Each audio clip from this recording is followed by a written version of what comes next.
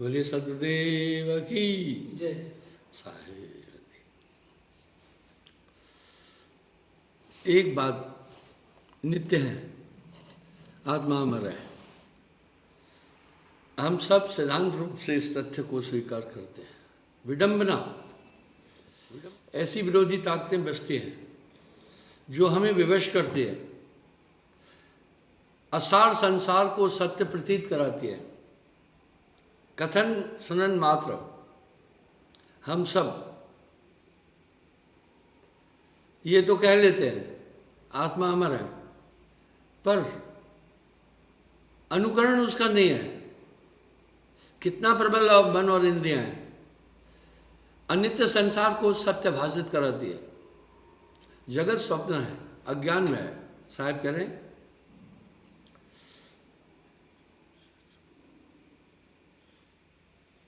जाकी गत सुनर नहीं पावे, अविगत कीन तिवड़ नहीं जाई। परमात्म तत्व है। कैसा तत्व है? हम भौतिक तत्वों को जानते हैं। जल, इसके भी गुण हैं। पृथ्वी, वायु, अग्नि, आकाश, ये हम भौतिक तत्व है। उसको अभिगत तत्व कहते हैं, यानी वो एक एलिमेंट है। कितनी अच्छी व्याख्या है परमात्म तत्व की। ये है कि वो इन आंखों से नहीं देखा जा सकता, ये कान उन्हें सुनने में सक्षम नहीं है, हमारी त्वचा उसका स्पर्श नहीं कर सकती है, हमारा मुख उसका स्वाद नहीं ग्रहण कर सकता है, हमारी नासिका उसकी गंध नहीं ले सकती। इसलिए अभिगत कह दिया। वाणी से परे हैं, जो पहुंचा जाने का वाही कहन सुनन से न्यारा है। उसी एलिमेंट से ये कच्चे पांच तत्व उत्पन्न हुए। इसलिए वेदाचार्यों ने भी, संतों ने, महापुरुषों ने उसको एक तत्व कहा, परमात्म तत्व। अडोल है, अबोल है, अविचल है इसमें। अब यहां साहब कह रहे हैं प्रकट पर दिसत नहीं, सदगुरु सैन सहारा है। जाकी गति सुन मुनि नहीं पावे, अभिगत की गति वर्ण न जाई। कहा कहूं कुछ कहा न जाई।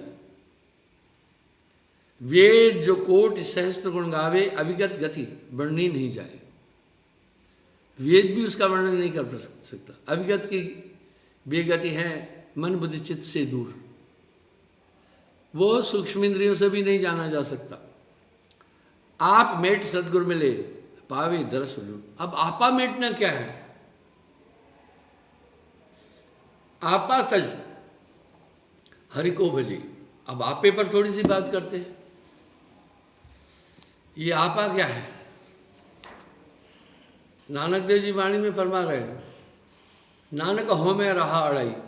आपको मैंने 2 दिन पहले इंद्रियों पर बातचीत की कि ये इंद्रियां किस प्रकार शरीर में काम कर रही है, इंद्रियां किस तरह आपकी शत्रु है, और इंद्रियों से क्या क्या हो रहा है। मन और तन और ये सब इंद्रियां मन ही का रूप है। आइए हम देखें कि आपा कैसे तजें। आपा तज प्रभु को भजे, तब पावे दीदार। अब नानक देव जी भी फरमा रहे हैं, नानक हों में रहा अड़ाई। हों में खुद ही, इंडिविजुअलिटी, आपा। इसकी तरफ चलते हैं। क्या है ये? आपा एक ब्रह्म है। आपा एक अहंकार है। आपा जिसमें हम कह रहे हैं मेरे बेटे हैं, मेरी बेटियां हैं, मेरा घर है, बस ये हमारे अंदर समा चुका है। मैं ये कर रहा हूँ, मैं वो कर रहा हूँ। आखिर ये जो आपा है इसको छोड़ना है, खुद ही को मिटा दे, अपनी हस्ती को। अगर जो मर्तबा चाहे कि दाना खाक में मिलकर गुले गुलजार होता है। अब आपा क्या है? इंडिविजुअलिटी। मैं हूँ, मेरा घर, मेरी माँ, मेरे बच्चे, मेरा धन, मेरा मित्र, मेरा शत्रु, यही तो आपा है। मैं ये क्रिया कर रहा हूँ, मैं जा रहा हूँ, मुझे सुख है, मुझे दुख है। ये एक आडंबर है, ये आत्मा नहीं है। जैसे हमने शरीर पर वस्त्र धारण किए, इस तरह आत्मा ने इस आपे को धारण किया हुआ है। इस आपे से जगत का भास होता है। तू मैनू मार मुका बन्या, वाह, मिटा दे अपनी हस्ती को। अगर जो मर्तबा चाहे कि दाना खाक में मिलकर गुले गुलजार होता है। ये आपा है पंचभौतिक शरीर, मन, बुद्धि, चित्त, अहंकार, सब मिलाकर आपा ये मन है। बस इंद्री पसारा रोक ले, सब सुख तेरे पास। अब आपे में देखे क्या है, आपा बड़ा खतरनाक है। मन माया तो एक है, दूजा सबई विकार। आपा तज के प्रभु भजे, तब पाए दीदार। अब आपे को कैसे तजे? देखते हैं आपे को, हाँ मैं को फीडिंग कहाँ से मिल रही है? हाँ मैं कहाँ से आया? हाँ मैं रहा अड़ाई, मैं करता तू भया। ये बहुत बारीक बात है, समझे। दरअसल ये आपा बड़ा खराब चीज़ है। आपा तज के हर बजे तो पाए दीदार। इस आपे में मन है मुख्य, और मन की वृत्तियां हैं, बुद्धि, इस मन का ही रूप बुद्धि है, चित्त, अहंकार। यानी ये आपा मन है, इसी ने जकड़ रखा है आपको। आप किसी रस्सियों से नहीं बंधे हैं। साहब कह रहे हैं बहुबंधन ते बांधिया एक बेचारा जीव बेचारा क्या करे जो न छुड़ावे पी। आपा कैसा है, कैसा बंधन है? कहीं भी रहते हो, घर जाना है, वहाँ मेरे बच्चे हैं, देखा, बिन रसरी सकल जग बंधिया। प्राचीन काल में इस आपे को त्यागने के लिए सन्यासी लोग घर शादी ब्याह नहीं करते थे। कुछ ट्रेडिशन तो भी ब्रह्म की प्राप्ति करते थे, कुछ ट्रेडिशंस अभी भी जीवित है, पर ये लोप होती जा रही है। ये आपे में पहला तो ये आपा कहाँ से आया? आपा है मन। मैं करता तू भया, मुझ में रही न हूँ, वारू तेरे नाम पर जिद देखूं तित्तु। ये आपा मन है। इस मन का दूसरा रूप है बुद्धि। उसी बुद्धि से हम मित्र शत्रुओं का अनुभव कर रहे हैं, हित अनहित का अनुभव कर रहे हैं।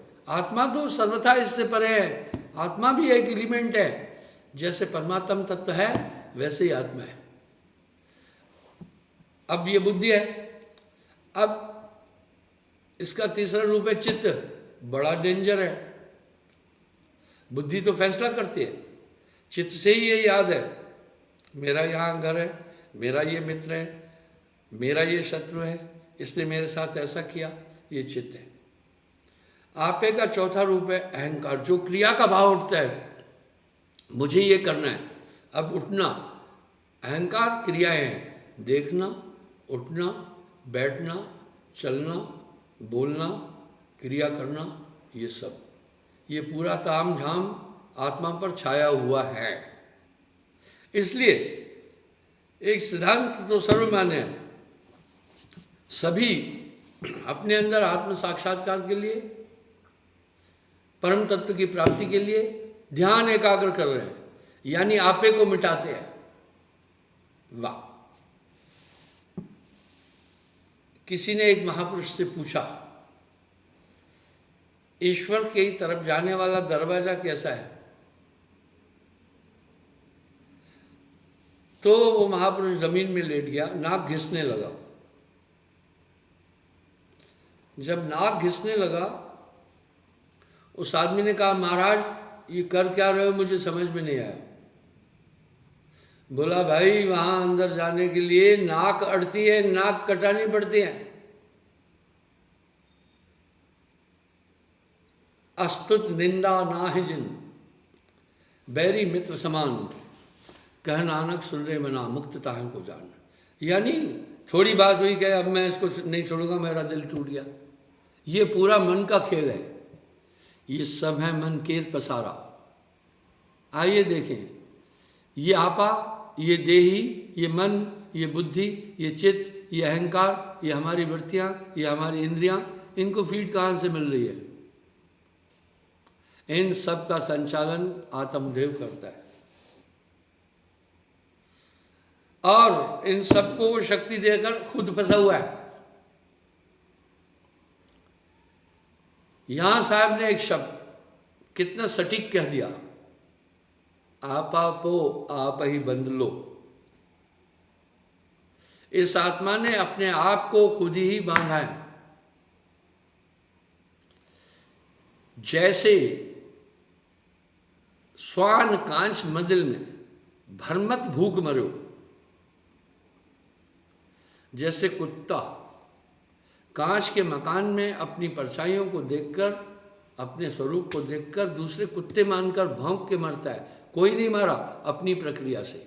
इस तरह ये आत्मदेव इस मन को फीडिंग दे रहा है। कैसे फीडिंग दे रहा है आपको अभी दिखाऊंगा। जैसे नाहर कूप में प्रतिमा देख पड़ो, शेर कुएं में अपने रूप को देखकर दूसरा शेर समझता है, वहां दूसरा नहीं है, दहाड़ता है, अपनी आवाज प्रतिध्वनित होती है, प्रतिगुंजित होती है। वो सोचता है ये प्रतिकार अंदर बैठे शेर ने किया, ये इसका भ्रम है। इसलिए जीव ब्रह्मवशी तो है। मरकट मूठ स्वाद नहीं छाड़ो, घर घर रटत फिरो। जैसे बंदर चने खाने का शौकीन है, सुराही में हाथ डालता है। मदारी लोग लोहे की सुराही बनाते हैं, उसमें भीगे चने डालकर बंदर बाहुल्य क्षेत्र में जमीन में गाड़ देते हैं सुराही को। सिर्फ उसका मुंह ऊपर होता है, बंदर उसमें हाथ डालता है, सूंघता है, पतला हाथ संकरे मुंह में चला जाता है। मुट्ठा भरने के बाद हाथ चौड़ा हो जाता है, जब खींचता है नहीं निकलता। कहता है मुझे किसी ने पकड़ा, उसने खुद ही अपने को बांधा, उसे कोई नहीं पकड़ा। जैसे गज फटिक शिला पर कर प्रहार हारो, जैसे हाथी अपनी ही परछाई को देखकर दूसरा हाथी मानकर पहाड़ी चट्टानों में, सर चट्टानों में लगाकर अपना सर फोड़ता है। उसे मारने वाला कोई नहीं था, वो अपनी दुष्क्रिया के कारण ही मारा गया। कहत कबीर नलनी के सुगना तोहे के पकड़ो। वाह, बांस की एक नलिका है, शिकारी लोग तोते को पकड़ते, तोता बहुत कीमती बिकता है, लोग तोते को ले जाते हैं घर में। कभी भी किसी पक्षी को पिंजरे में बंद कर नहीं पालना, वो तो उसके लिए जहमत है। आप सोचें, अगर आपको कोई एक कमरे में रखे, आप कितने परेशान हो जाएंगे। इसलिए हमारे यहाँ इन पशुओं को पालते नहीं, बांधते नहीं, रखते नहीं है, ये वर्जित है। उस पर एक फल रख देते हैं, एक शीशा बांध देते हैं नलनी नालिका पर, जैसे वो बैठता है वैसे घूम जाती है। शीशे में वो अपना ही रूप देखता है, सोचता है मुझे किसी दूसरे तोते ने बांध दिया है। तोता नहीं बांधा, वो खुद ही पकड़े हुए है, वो तो कभी भी उड़ सकता। तो साहब क्या कह रहे हैं, कहत कबीर नलनी के सुगना तो हैं क्या पकड़ो।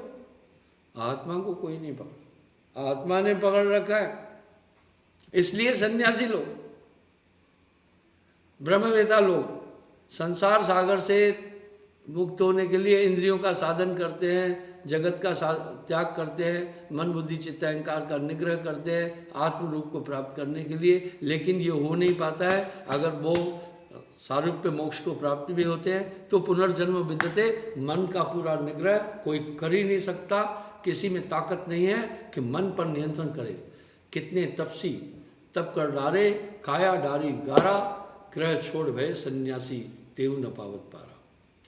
हम कथाओं में, शास्त्रों में, वेद पुराणों में नित्य ये पढ़ते हैं, फलाने ऋषि ने तपस्या की, उसकी तपस्या भंग हो गई। श्रृंगी ऋषि ने तपस्या की, भंग हो गई, वो एक वैश्या से शादी कर बैठ। कहने का मतलब है ये कौन भंग कर रहा है तपस्या। यहाँ साहब ने एक सटीक शब्द कहा, तेरा बैरी कोई नहीं, तेरा बैरी मन। जीव के संग मन काल को वासा, अज्ञानी नर गहे विश्वासा। मन ही आए काल कराला, जीव नचाए करे बयाला। अब हम देखते हैं ये आपे का संचालन, इसको ऊर्जा कौन दे रहा है? आत्मा तो बांधी नहीं जा सकती, पकड़ी नहीं जा सकती। वाह, आत्मा अखंडित है, पूर्ण है, नित्य है, अनाश्रित है, उस इंक्रीज डिक्रीज नहीं हो सकती, उसमें कुछ डाला नहीं जा सकता, उसमें से कुछ निकाला नहीं जा सकता। 5 तत्व उसको नहीं खत्म कर सकते। Nor weapon can cut it, nor fire can burn it, nor wet can water can wet it, nor wind can dry it. Archana, soul is immortal, will not distract even in great dissolution. किसी भी देश काल में इसका कभी नाश नहीं है, जल इसे गला नहीं सकता। हम सब इन 5 तत्वों से डरते हैं, क्योंकि हम देखते हैं पानी से भी आदमी डरता है, आग से भी डरता है, हवा से, तूफान से भी डरता है, पृथ्वी से भी डरता है कि कोई चीज़ ठोस ऊपर न पड़े। क्यों डरता है? हमारा ये पंचभौतिक तत्व का शरीर है, इनसे डिस्ट्रैक्ट हो जाएगा। पर आत्मा को ये 5 तत्व कुछ नहीं कर सकते, बस जीव ब्रह्मवश है। अब हम देखते हैं इन सब का संचालन आत्मदेव स्वयं कर रहे हैं। वाह, ये पिंजड़ा नहीं तेरा, कैसा कर रहा है? आपकी आंखें देख रही है, एक ताकत चाहिए ना, आपके कान सुन रहे हैं, एक ये स्थूल ताकत चाहिए ना, आपका मुंह बोल रहा है तो शक्ति चाहिए ना, जब शक्ति नहीं तो आदमी नहीं बोल पाएगा। आपके हाथ पांव क्रिया कर रहे हैं, वाह, आपकी कर्म ज्ञान इंद्रिया क्रिया कर रही है। इन सबको ऊर्जा कहाँ से मिली? अगर ये क्रिया नहीं करे तो जगत है ही नहीं, जगत का अस्तित्व ही नहीं है फिर। इसलिए योगी लोग इन क्रियाओं का, इंद्रियों का दमन करते हैं। पिछले 2 दिन से मैं इंद्रियों के दमन पर बातचीत भी कर रहा था। आत्मदेव आज्ञा चक्र में बैठकर श्वास लेने की क्रिया आत्मदेव कर रहा है। जब वो श्वास लेता है, नाभि चक्र में आती है और 10 वायु बनती है। अपान, समान, उदान, प्राण, सर्वतन व्यान, देवदत्त, किरकिल, नाग, धनंजय, सबल। इन्हीं 10 वायुओं से पूरा बॉडी चलती है। उदाहरण के लिए धनंजय से ताकत, बल लगाते हैं। अपान से भोजन डाइजेस्ट होता है। प्राण वायु से हार्ट बीट होती है, जिससे ब्लड मस्तिष्क तक पहुंचता है। वाह, ब्रह्मानंद जी ने यहाँ पर एक सटीक शब्द कहा है, आदमी का जिस्म क्या है, जिस पे सैला है जहां, एक मिट्टी की इमारत, एक मिट्टी का मकान, खून का गारा है इसमें, ईंट इसकी हड्डियां, चंद श्वासों पर खड़ा है ऐ ख्याले आसमां, मौत की पुरजोर आंधी आन जब टकराएगी तो टूट करके ये इमारत खाक में मिल जाएगी। वाह, ये श्वासा का खेल है। और श्वास की प्रक्रिया वेदों में भी तो उल्लेख है ना, 7 चक्रों का। प्रथम मूलाधार चक्र गुदा स्थान पर, दूसरा मणि स्वादिष्टान चक्र शिश्नेन्द्र पर, उससे सृष्टि हो रही है, वहीं बीज बनता है, अंडकोशों में आता है। तीसरा मणिपूरक चक्र नाभि में, यहाँ पर स्वादिष्टान चक्र में ब्रह्मा जी का वास है। सृष्टिकर्ता उनको कह रहे हैं, वेदों में भी कह रहे हैं। इस तरह मणिपूरक चक्र लक्ष्मी जी और विष्णु जी का वास है वहाँ। पूरा भोजन, पूरे बॉडी को संचालित वहीं से किया जा रहा है। अगर ऊर्जा नहीं मिले, आंखें भी काम नहीं करेगी। ये काम तो विष्णु जी कर रहे हैं, पूरा पालनकर्ता का। अनहद चक्र हृदय में, ये अहम और अहंकार को उत्पन्न करता है। इसका राजा शिव जी हैं, इसलिए तमोगुणी कहलाता है। इसी अहम से ही दुनिया है। विशुद्ध चक्र कंठ में, जहाँ शब्दों का संयोजन करके सरस्वती जी का वास है। आज्ञा चक्र में आत्मा का वास है। सहस्त्रसार में निरंजन है। इस तरह ये सब चक्र है। लोग चक्र कमलों को मिला देते हैं, फिर कहते हैं जी 13 चक्र हैं, 12 चक्र हैं, फिर लोगों को भ्रमित करते हैं। चक्र और कमल एक अलग स्थिति है। तो कह रहे हैं कि आत्मदेव इस खट चक्र में बैठा हुआ है। इसलिए आदमी जब भी ध्यान करता है तो आज्ञा चक्र में क्यों कर रहा है, वहाँ चेतन ताकत है, वो श्वास लेने की प्रक्रिया करती। कैसे कर रही है? बॉडी बनी हुई है, निरंजन ने बॉडी बनाई। तभी तो साहब कह रहे हैं मन माया तो एक है, ये खेला सबको समझ में नहीं आ रहा है। अब वहाँ से फिर ये इंद्रियां संचालित हो रही। अगर आत्मदेह ऊर्जा नहीं दे तो पूरा बंद हो जाएगा।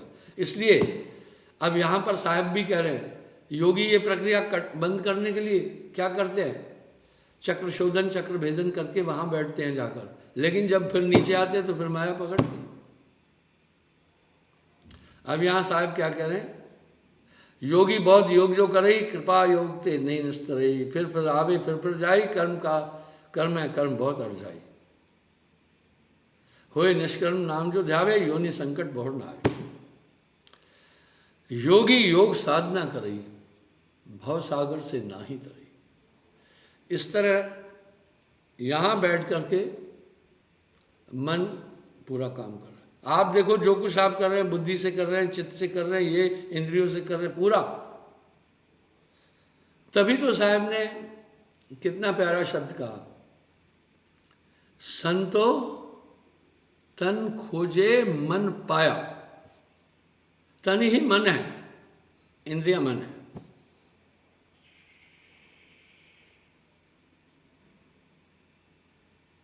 वाह।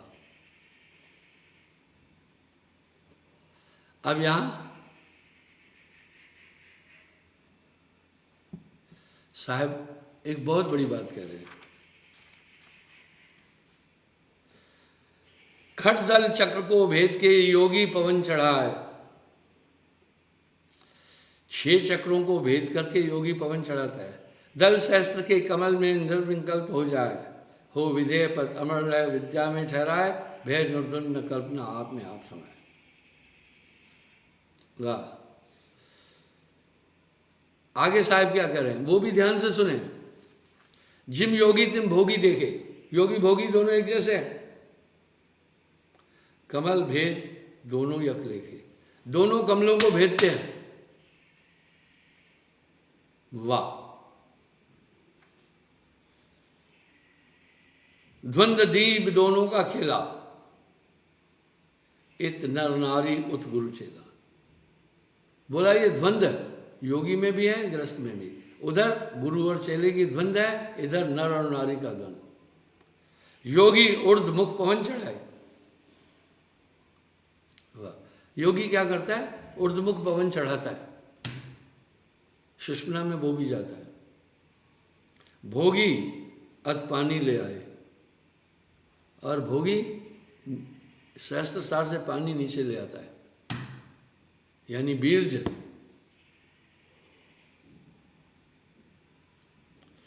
नाद के बल योगी अविनाशी, बिंद के चल भोगी सुखराशि। इसलिए योगी अमर पद पाता है, मुक्ति को तो वो पाता है, लेकिन पुनर्जन्म होगा योग के बल पर। बिंद के बल भोगी सुखराशि, और बीज के द्वारा भोगी अमर होता है। कैसे? नार पुरुष जब भा संयोगा, जब नारी और पुरुष संभोग करते हैं, दोनों मिल भोग सुख होगा। वो एक भोग के सुख को भोगते हैं। माथे से जब माथ जुड़ेगी, अब देखो साहब कह रहे हैं आज्ञा चक्र से आज्ञा चक्र जुड़ता है। शिखर कमल ते बिंद उतरेगी, यहां से बीज चलता है। नेत्र से जूटे बारा, नेत्र जूटे जय बारा, द्वैत कमल भीत चल पारा। पारा बीज को कहते हैं। तो नेत्र से नेत्र मिलते, तो कह रहे हैं फिर वो पारा नीचे आता है। मुख से मुख ते अवसर चूमा, तभी बिंद अधोग दिस घूमा। कह रहे हैं सब मुख से जब मुख चूमा तो बिंदु बीज नीचे की तरफ बढ़ता है। तब खोडस दल कमल बनाना, द्वादश दल पर पुण्य ठिकाना। फिर कंठ में आता है, इसलिए कंठ से कंठ में है। देखिए क्या साहब कितना बारीकी से बोल रहे हैं।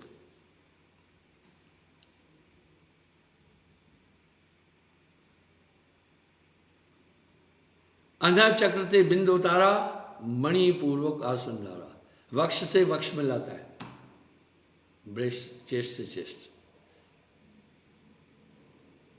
अना चक्र से तब बिंद उतारा, मणि पूर्वक आसन धारा, तब नाभि में आता है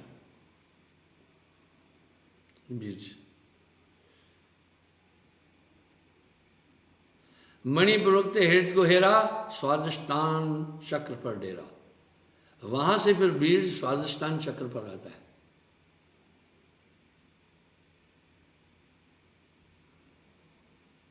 नारी पुरुष मिल धुंध मचाया, स्वादिष्टान उतर चलाया। अब द्वंद, उस संभोग क्रिया में नारी पुरुष दोनों द्वंद मचाते हैं, तब स्वादिष्टान चक्र से बीज बाहर आता है।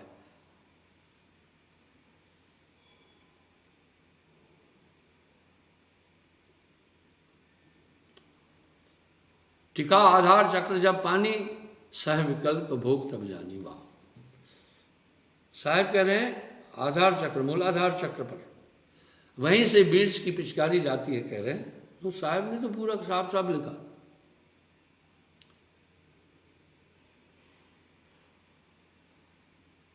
सह विकल्प भोगी तब जाना, सह विकल्प दोनों मिलकर। ज्ञान पुत्र योगा जब पायो, अमर भयो फिर गर्भ न आयो। अब उधर योगी तो ज्ञान पुत्र को प्राप्त करता है योग से, और भोगी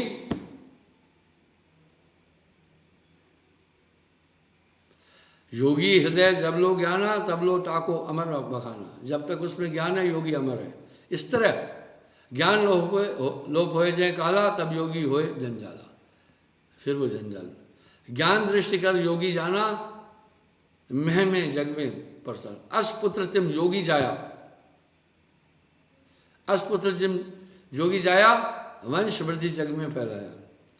तो फिर वो उसका वंश आता है, वो फैलाता है, वो अमर हो जाता है योगी।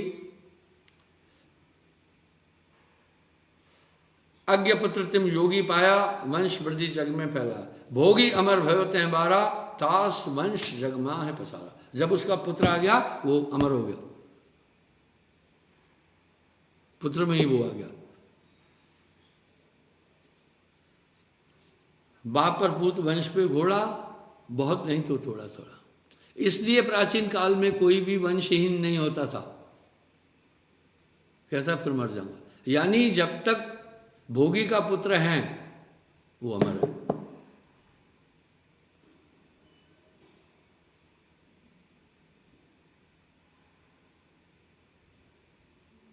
जब लो वंश जगत में ताका, भोगा अमर भयो परिपाका। जब तक उसका वंश है वो अमर है। इसलिए देखो, किसी का गोत्र अत्रि है, किसी का कपिल है, किसी का गौतम है, किसी का भारद्वाज है, किसी का सांडिल्य है। ये वहीं से ये ऐसे वंश चला। तब तक वो ऋषि भी अमर है, तब तक जब तक उसका अंश है।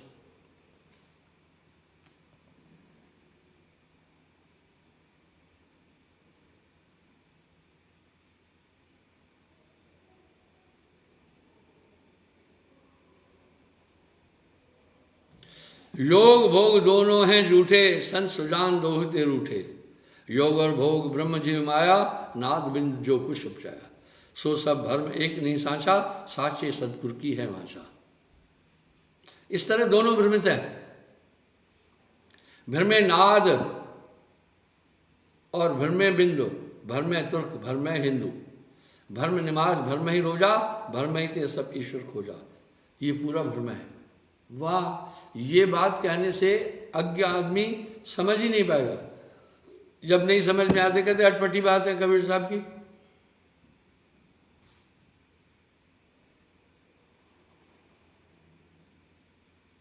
सो सब ब्रह्म नहीं है साचा, साचे सदगुरु की है वाचा। भरमे नाद और भरमे बिंदा, यानी जो योगी है वो भी भ्रमित है, और जो बिंदु से यानी बीज से आया वो भी। इसलिए साहब के शब्द में कक्का केवल नाम है, बब्बा वरण शरीर, रर्रा सब में रम रहा, तिसका नाम कबीर। इस तरह वो फिर अनादिकाल से बार बार जन्म मरण के उसमें आया। उसके बीज में ही तो पैदा हुए ना वो शुक्राणु, वो उसी का अंश हुआ ना। जब वो नारी के पेट में गया, जो हुआ तो वो खुद ही तो आया।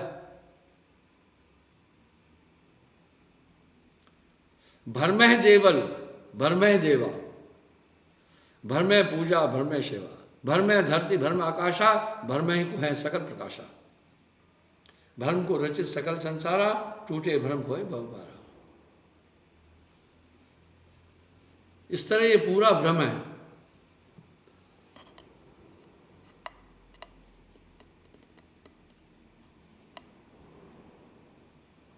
आगे सुने। अवगत लीला अगम अपारा, धरती धरियो सत्य अवतारा। अवगत लीला अगम अलेखा, अवरण वर्ण रूप नहीं रेखा। वो इन सब से परे है। जा की गत सुनर नहीं पाई, अविगत की गत वर्ण न जाई। शेष सहस्त्र मुख निश्चिन गावे, अस्तुत करत पार नहीं पावे। वो ऐसा एलिमेंट है। ये वाणियां आती हैं लेकिन आदमी समझ नहीं पाता है। अविगत की विगति है, मन बुद्धि चित्त से दूर। देखा, मन बुद्धि चित्त से दूर है।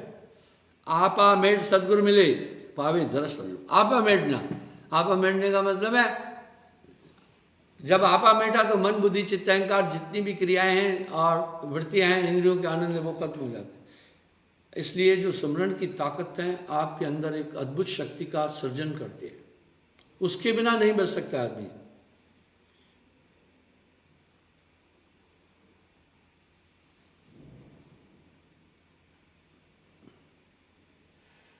योगी बहुत योग जो करे, कृपा योग ते नहीं नस्तरी। फिर आवे फिर जाई, कर्म कर्म बहुत आर जाई। हो निष्कर्म नाम जो ध्याए, योनि संकट बहुत ना आए। पता है जब इंसान चलता है सत्य भक्ति की तरफ, रिद्धि सिद्धियां आती है। उसके पास रिद्धि सिद्धियां आती है, वो उलझाती है जगत में कि यश पाओ, अपना नाम कमाओ। इसलिए महापुरुष संत लोग कभी अपने को स्थापित नहीं करते। मैं आपको एक उदाहरण देता हूँ। मैं दासान दास हूँ। आज तक मैंने किसी को ये नहीं कहा जाओ तुम्हारा ये काम कर लो। मेरे पास जो भी आया मैं उससे यही कहा, विश्वास रखना, साहब का भरोसा करना, उन पर छोड़ो। मैं करता तू भया, मुझ में रही न हूँ, जेते मन की कल्पना देखूं, जित देखूं ते तू। अब आप साहब क्या करें, ध्यान से सुने।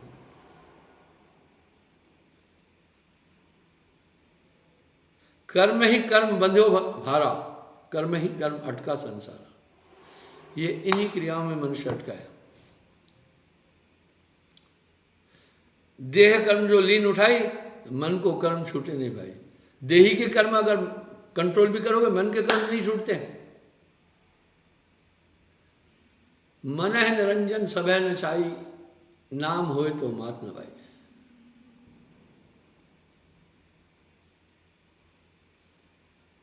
देखिए साहब ने योगी और भोगी के वर्णन में सभी चक्रों के मेल का, सातों चक्र के मेल का कैसा निरूपण किया है।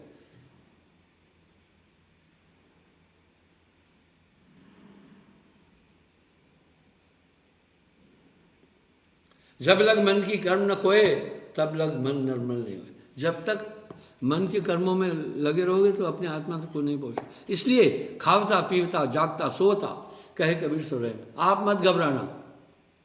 बताऊं क्या, बालक सिर्फ माँ का दूध पिए, उसको पूरी ऊर्जा मिलेगी, उसके शरीर का विकास खुद हो जाएगा। इस तरह श्रद्धा से जो भक्ति कर रहा है, सभी चीजें स्वयं आती जाएगी। जब लग मन की कर्म न खोए, तब लग मन निर्मल नहीं होए। जब मन की क्रिया मिट जाई, तब हरि मिले सहज में आई। वाह। अब साहब क्या करें, जब मन की क्रिया मिट जाई, अब देखो जब ईंटा पिंगला को लय करके सुषुम्ना में जाता है, शून्य का द्वार खुलता है, उस समय मन रहता ही नहीं है, वो सब खत्म हो जाती है। इसलिए जब तक संयम साधना, सब सुमरण के माँ, कबीर जाने संत जन, सुमरण सम कृष्ण है। तन क्रिया को छोड़ के मन क्रिया रुचराख, कर्म क्रिया अभिमान तज, सत्य नाम निजाप। तन की करनी देह बहाई, मन की करनी देह बिठाई। मन की क्रिया सत्य जो करे ताहे समान और नहीं कोई। सांख्य योग करनी है सारा, तहते उतरे भवजल पारा। सत्य क्रिया ते ज्ञानी भयो, सत्य क्रिया साहिब मिल गयो। सत्य सत्य सत्पुरुष ध्यावे, सत्क्रिया सतनाम मिलावे। सत्क्रिया निर्मण है तन मन से जो भिन्न, मन पौना धड़के गहे, सत्य नाम निज। अब यहाँ क्या करें, मन पौना निज कर धड़ गए, मन और पवन को पकड़ लेना। अब ये कैसे, सुरती से। साहब कह रहे हैं सुरत के दंड से घेर मन पवन को, फिर उल्टा चले, धर और अधर इस ध्यान लावे। कहे कबीर सो संत निर्भय हुआ, जन्म और मरण का भ्रम माने। बस जब तब संयम साधना, सब सुमरण के माय। कबीर जाने संत जन, सुमरण संग बचना है। सुमरण से सुख होता है, सुमरण से दुख जाए। कहे कबीर सुमरण किए साईं माय सभा। अच्छा अभी समय हो गया, कल पुनः मैं हाजिर हो जाऊंगा। अब आरती होगी। साहे